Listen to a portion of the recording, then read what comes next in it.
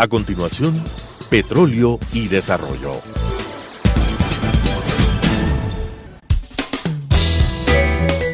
Clasificación B, bajo supervisión de un adulto.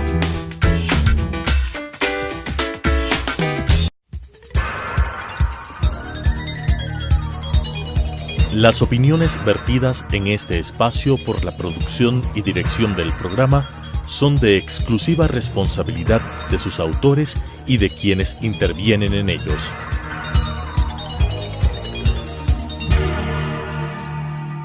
Telesucesos Canal 29 UHF presenta Petróleo y Desarrollo, conducido por Henry Llanes y Fernando Mosquera, especialistas en temas hidrocarburíferos y en los ámbitos de la política, la legislación, la contratación y la política económica. Petróleo y Desarrollo. Saludos cordiales, amigas y amigos. Estamos nuevamente en un nuevo programa de Petróleo y Desarrollo.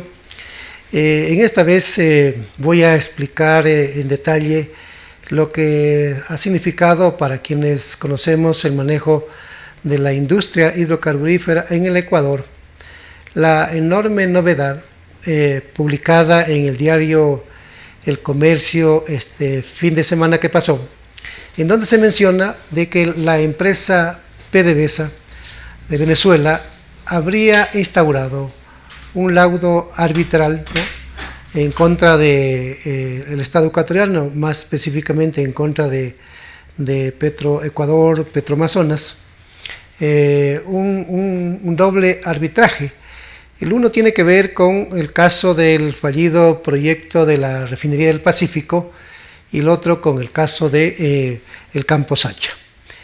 En el primer caso, yo le voy a explicar en detalle lo que sucedió y de lo que el país, sobre todo la gente del sector hidrocarburífero, los analistas de la política petrolera, los que están involucrados en el negocio de los hidrocarburos, ellos saben que en el año 2008, algo que es público, ¿no?, y que se ha difundido por los medios escritos, radiales y especialmente televisivos, porque se ve la imagen en el Aromo en Manabí, en donde llegan los presidentes de la República, el uno de Venezuela, el coronel Hugo Chávez, y el otro de Ecuador, el economista Rafael Correa Delgado, portando una pala en camisa de manga larga, con una vestimenta prácticamente del diario, y entonces se observa que los dos llevan una pala y allí mueven tierra en el Aromo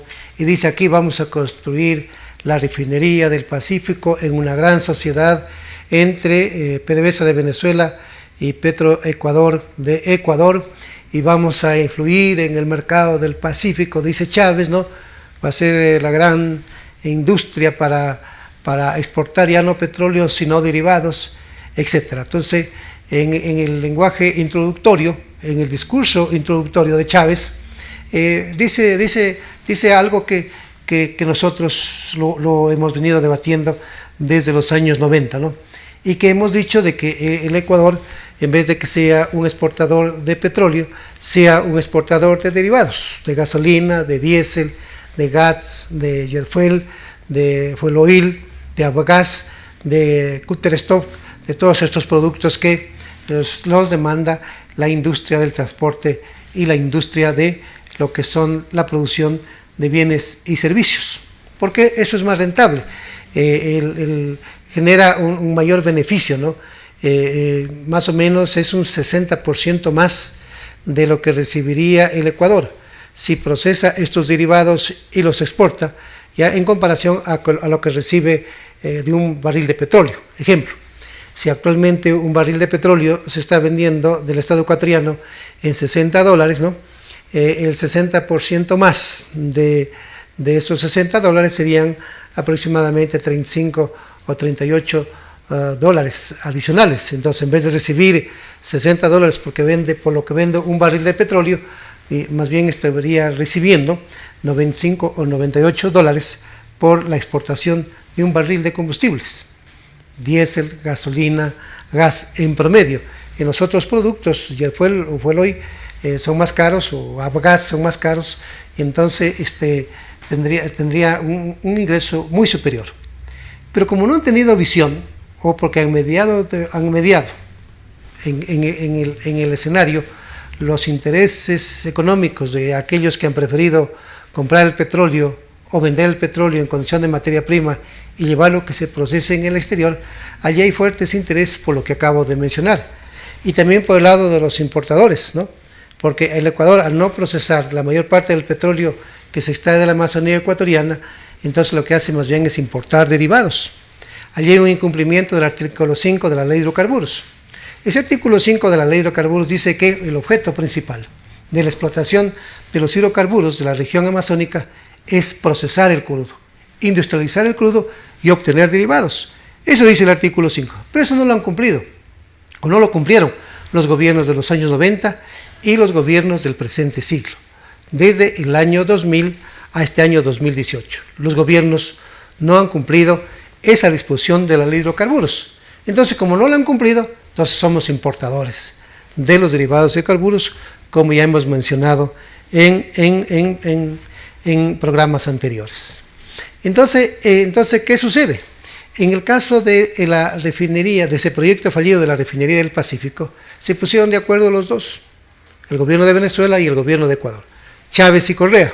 Entonces dijeron, conformemos una sociedad de economía mixta. 49% supuestamente iban a ser las acciones de PDVSA y el 51% iban a ser las acciones de Petroecuador. Entonces se propusieron impulsar este proyecto de refinación de la petroquímica allá en la provincia de Manabí. Pero desde el año 2008 a la fecha, prácticamente solo lo que existe allí, como el país conoce, una plataforma de hormigón en donde supuestamente se iba a construir la planta. Y luego hay un acueducto construido desde la represa La Esperanza hacia el Aromo para abastecer de agua dulce a la supuesta construcción de la refinería en ese sitio.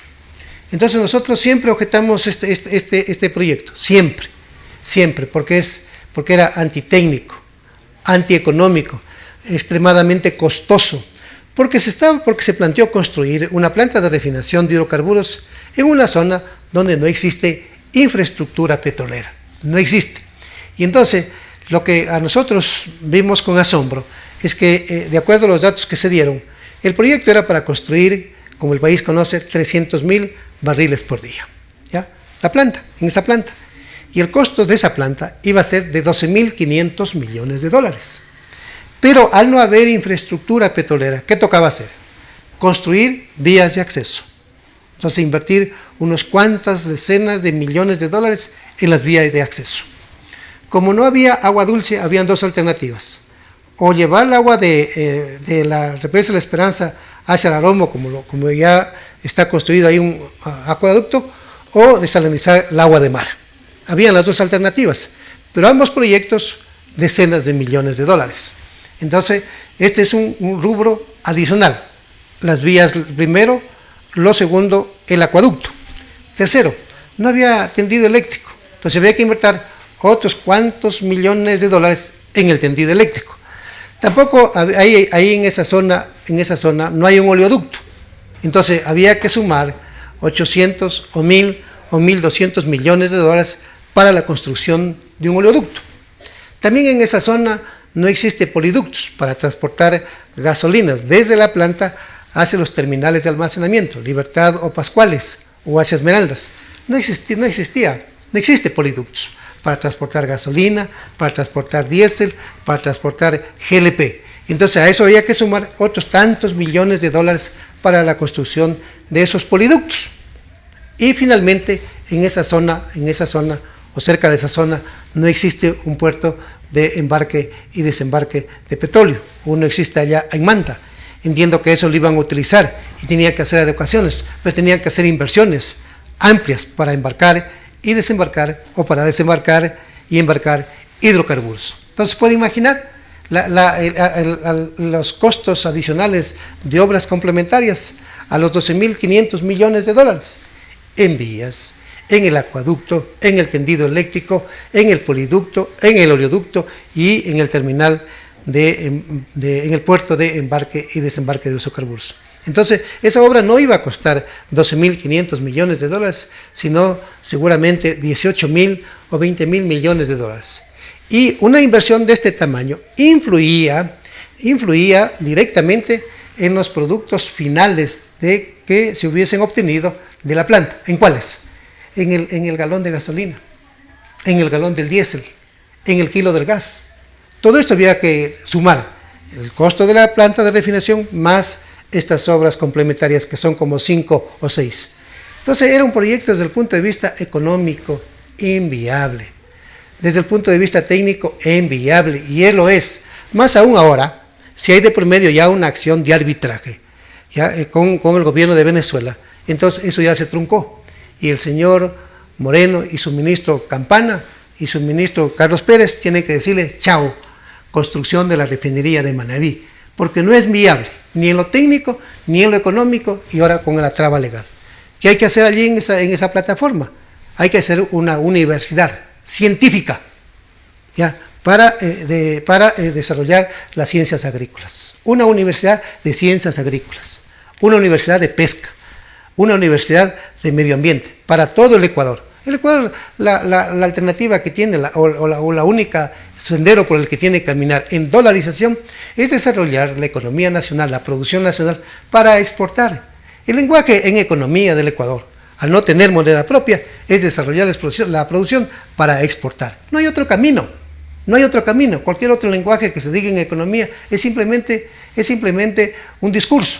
Pero ya en términos prácticos, la economía ecuatoriana tiene que tener una vocación de exportación para que vengan los dólares del mercado internacional. Entonces, lo que tiene que dedicarse, a lo que siempre debió dedicarse una vez impulsada la dolarización desde el año 2000, el Ecuador, el gobierno y la sociedad ecuatoriana, es desarrollar una economía, desarrollar una producción hacia todos los mercados internacionales. Tenía que tener una política internacional mucho más agresiva que Chile. Chile tiene al año 2014, en publicaciones internacionales y que recogieron los medios escritos, Diario Expreso, en abril del año 2014, es de que Chile tenía más de 60 convenios internacionales. Tenía convenios para ubicar productos de Chile a mercados internacionales en una población de 4.500 millones de personas. Y Chile tiene moneda propia. Pero la política del Ecuador debe tener una agresividad mayor, una mayor intensidad, hablemos con este segundo término, una mayor intensidad, una mayor conexión, una mayor presencia con todos los países o con la mayor parte de países del mundo para ubicar sus exportaciones. Y sus exportaciones deberían tener 0 aranceles. Y para mover la producción y las exportaciones tiene que tener 0 arancel, los bienes de capital, los insumos y las materias primas que se requieren para mover esta actividad económica. Pero claro, no hay esa política no existe, los gobiernos no la diseñaron así, menos el de Correa, y entonces hoy tenemos una enorme crisis económica, crisis de producción, y que afecta a la condición social de la gente, porque hay mucha gente que está en el desempleo y en el subempleo. Entonces, volviendo al arbitraje, ¿qué hace PDVSA? Le impulsa un arbitraje, luego de incumplir el convenio, porque el convenio tenía un cronograma desde el 2008. Si quisieron construir una planta en 4 años, debió estar construida la planta, y no la construyeron. Y a pesar de ese incumplimiento del convenio, a pesar de ese incumplimiento del cronograma de construcción y de operación de la famosa refinería del Pacífico, proyecto que no se hizo, bueno, ahí tiene responsabilidad PDVSA. En esa obra de los 1.500 millones de dólares, PDVSA tenía que haber invertido el 49%. ¿En qué? En la construcción del acueducto, la Esperanza La Aroma, así como también en la compactación del suelo y la construcción de esa plataforma de hormigón que existe en el Aroma. No invirtió el 49% en eso, sino dice que ha invertido 200 millones de dólares. Pero eso no es el 49% de los 1.500 millones de dólares. Y entonces, pese a ese incumplimiento del convenio y del cronograma de construcción y de operación, PDVSA todavía se atreve a plantear un arbitraje. Un arbitraje que Correa lo firmó con Venezuela, tratado bilateral Internacional, TBI, así se llama ese tratado, firmado entre Ecuador y Venezuela. Entonces los dos tienen que poner un árbitro, tanto el de Venezuela como el de Ecuador, en este caso. Y los dos me imagino que tendrán formar un tercero. Yo no lo conozco, ese tratado bilateral internacional con Venezuela, porque se alejaron del Tratado de Inversiones Recíprocas que corresponde al CIADE, y que el CIADE es una institución del Banco Mundial. Por esos prejuicios de Correa y de señores del socialismo del siglo XXI, que lo que quisieron es llevarse de los recursos de los pueblos, tanto de Venezuela y Ecuador, como en la práctica ha sucedido, entonces hicieron una cosa distinta para ellos manejar ese arbitraje. Entonces, ¿cuál demandan? Demanda Venezuela. Venezuela está planteando un arbitraje de 383 millones de dólares.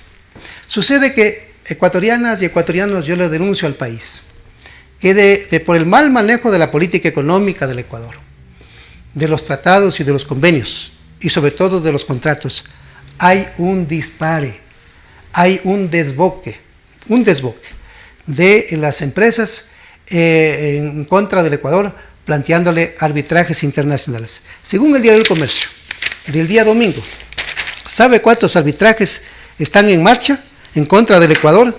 36, Ecuador tiene 36 procesos legales en cortes extranjeras y 27 notificaciones de arbitraje. De estas últimas, 23 tienen como fundamento el TBI, el Tratado Bilateral Internacional que firmó el gobierno de Correa. Y sucede que con esos países que firmó este tipo de tratados, hoy tiene conflictos, hoy tiene arbitrajes, que si se ponen en marcha todos esos arbitrajes, le quiebran a la economía ecuatoriana, le quiebran a las finanzas públicas. Mire usted, amiga televidente y amigo televidente, hay unos arbitrajes que están en marcha. El de Oxy, y ya nos ganaron por un mal manejo de ese arbitraje del gobierno ecuatoriano, porque se negó a poner un árbitro ecuatoriano, porque se negó a trabajar con gente especializada en estos temas, y que en el Ecuador sí los tenemos. Si lo hubiera puesto al doctor Luis Arauz, solo por mencionar un nombre, no le hubiese pasado lo que le pasó con Occidental, porque el doctor Luis Arauz es un especialista en temas de legislación petrolera, y es un hombre honorable, es un hombre decente, es un hombre de un testimonio de vida a toda prueba, ¿ya? Es un hombre probo, idóneo. Entonces, si se lo hubieran puesto a él, no hubiera pasado lo que pasó con Occidental. Occidental le ganó un arbitraje al Ecuador por el conflicto con el bloque 15 de 1.062 millones de dólares. Es la cifra. Ya le ganó 1.062 millones de dólares y el Ecuador ya le pagó. Pero además, ¿qué asumió el Ecuador? Los pasivos laborales que tenía pendiente Oxy, los pasivos ambientales que tenía pendiente Oxy, los pasivos tributarios que tenía pendiente Oxy. Todo eso se obligó el Estado a pagarle, y que yo le pedí a la Contraloría que realice una auditoría al manejo de ese arbitraje con Occidental. ¿Qué más hay? Hay otro arbitraje que ya está en marcha con la compañía TLC, 515 millones de dólares. Hay otro arbitraje con Burlington, 379 millones de dólares. Hay otro arbitraje con Perenco, que ya están ganadas en primera instancia, que eso es lo que se está esperando la ratificación, por cerca de 400 millones de dólares.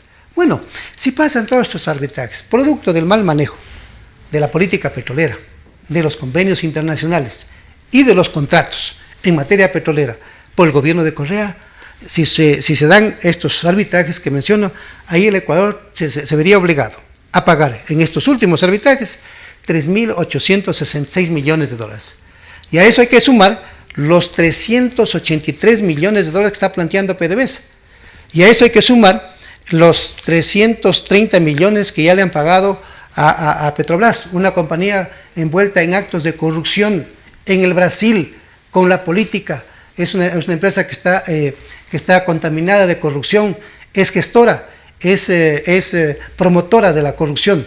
Petrobras, al igual que Odebrecht. A Petrobras, en el Ecuador, le entregaron en forma ilegal el campo Palo Azul, bajo una tesis forzada, de que el campo Palo Azul era un campo unificado al bloque 18. Este bloque 18 es un bloque improductivo, que la empresa Amoco, ya que la adjudicó, en los años 90, esta empresa transfirió los derechos y acciones a la empresa Petromanaví, a la empresa Cayman. Estas empresas transfirieron a Ecuador TLC y no devolvieron, como digo, el bloque 18, porque cerca del bloque 18 había el campo Palo Azul, del que han extraído 30.000 barriles por día de petróleo, de un crudo de 31 grados API, pero que no es unificado el bloque 18, porque la ley de hidrocarburos dice, cuando hay yacimientos unificados, el Estado y la compañía tienen que ponerse de acuerdo para explotarlos, pero aquí no eran unificados, pero había la tentación, y hubo la tentación, y como efectivamente lo lograron, de pasar una tesis de que era unificado para que les adjudiquen el campo Palo Azul de manera directa, sin licitación, y de ahí se llevaron la mitad de la producción. ¿Quién se llevó? Petrobras. Y no contento eso, Petrobras le plantea un arbitraje que estaba cerca de 800 millones de dólares, pero sé que este gobierno llegó a negociar para pagarle, sin ir al arbitraje, como 330 millones de dólares, y sé que está pendiente una entrega. Miren, estos son los casos catastróficos en materia económica, en materia de arbitraje, que tenemos como herencia del gobierno irresponsable de Correa, por su manejo arbitrario, atolondrado, de la política económica, de la política petrolera, y en sí de la política del Estado, que nos lleva a estos casos, ¿no? Entonces en el caso de un arbitraje es sobre este proyecto fallido de la refinería del Pacífico, donde a propósito hay gente involucrada de PDVSA en coimas, fue gente que recibió coimas, fue gente que recibió sobornos de Odebrecht, para que Odebrecht le adjudique 2 obras: el acueducto La Esperanza del Arón, en forma directa, a dedo, y el otro, el proceso de compactación del suelo y de la construcción de la plataforma de hormigón disque, donde se iba a construir la planta de la refinería del Pacífico, hecho que no se dio. ¿Quiénes manejaron estas obras? No manejaron los ecuatorianos, no manejaron gente de Petroecuador. ¿Quién manejó? El señor Freddy Sales Neumann, fue exdirector de PDVSA en Ecuador y es gerente técnico durante los años 2012 y 2013.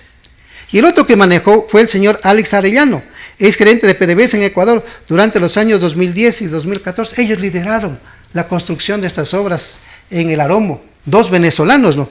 El uno, el señor Salas, y el otro, el señor Arellano. Ellos están denunciados por soborno y por coimas. En el caso del señor Salas, por $350,000. Y el señor Arellano, por $325,000, ¿no? Y estos señores dicen que transfirieron a una empresa Tivenco, estos montos, estos rubros que han sido producto del soborno y de la coima de PDVSA. De Odebrecht a estos 2 funcionarios de PDVSA y que ahora están en Venezuela, usufructuando este dinero que se llevaron al Ecuador. Nos queda pendiente, y vamos a hablar el próximo programa, el tema del arbitraje en cambio con Sacha. Ese es otro enorme perjuicio causado al Estado ecuatoriano por parte de esta empresa, porque PDVSA tampoco cumplió sus obligaciones en ese contrato con Petroecuador respecto de la explotación del petróleo de Sacha. Amigas y amigos, esta es la historia. Hoy estamos recién empezando a sentir, en el caso del manejo de la industria petrolera, todos los equívocos y el manejo irresponsable del gobierno de Correa sobre esta materia. Muy bien, amigas y amigos, hemos concluido con esta exposición, con este programa, y nos vemos el próximo, agradeciéndoles a todos ustedes por su atención y que tengan una bonita semana. Muchas gracias. Las opiniones vertidas en este espacio por la producción y dirección del programa son de exclusiva responsabilidad de sus autores y de quienes intervienen en ellos.